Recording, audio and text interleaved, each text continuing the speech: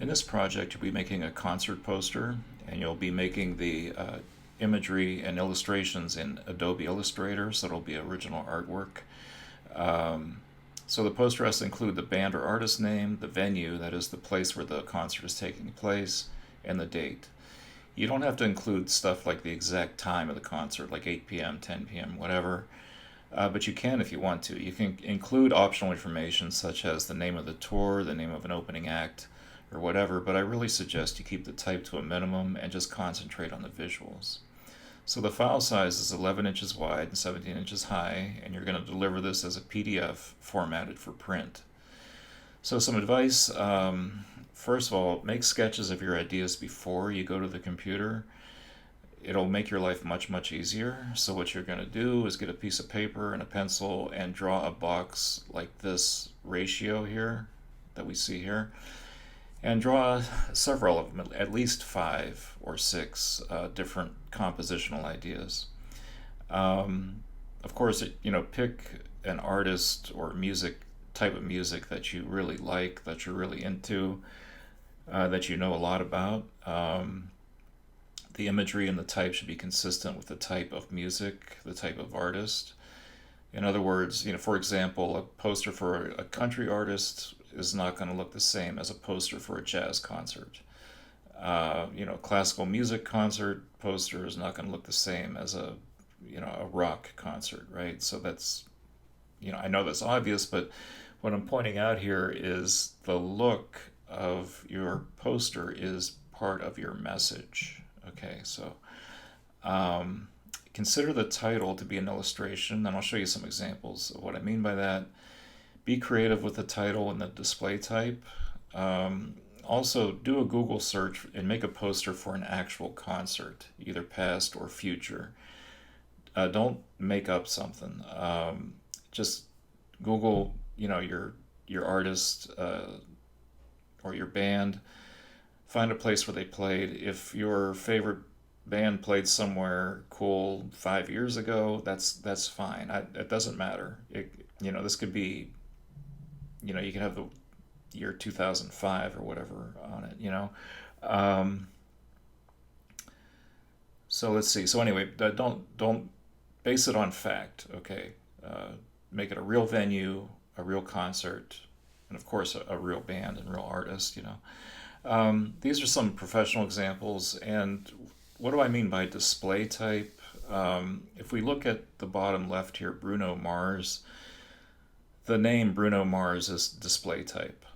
Very creative, really interesting. Now, the rest of this type, like especially down here, the date and venue, that's just good typography. So, Bruno Mars is actually an illustration. Okay, and so is the hat and the feather and the glasses. That's all an illustration. Um, Combined with this really nice clean typography, it works really well. If we look over at the next one, Jason Mraz, just this is display type. I think they made this themselves in Illustrator, but it's distressed.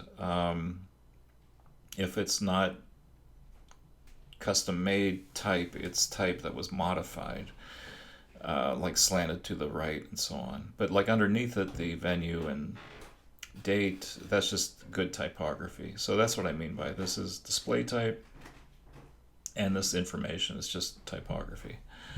So anyway, one way you can approach this, I'll show you how I set up an example Adobe Illustrator file here.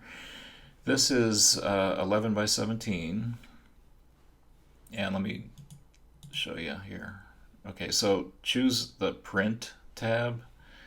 Width is 11, height is 17, and that's pretty much all you got to do there. And like I have, your file will be more complicated or whatever, or different, but I have this set up. I have a background layer, I have the image on its own layer, then I have my display type on its own layer, and this is 11 by 17.